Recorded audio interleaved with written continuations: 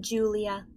Like the Spit Pebble children, Julia is a child, but that, after all, is not her fault. While her father George cleans the mall each night, Julia sits by my domain.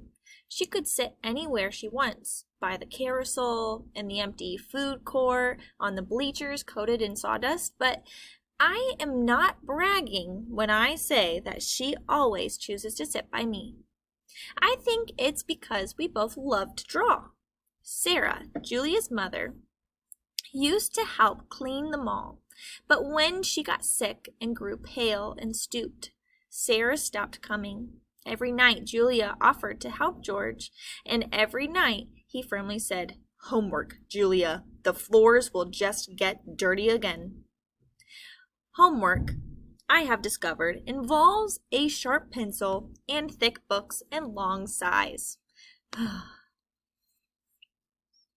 I enjoy chewing pencils. I am sure I would excel at homework.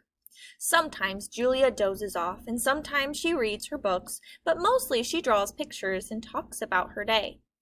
I don't know why people talk to me, but they often do. Perhaps it's because they think I can't understand them, or perhaps it's because I can't talk back.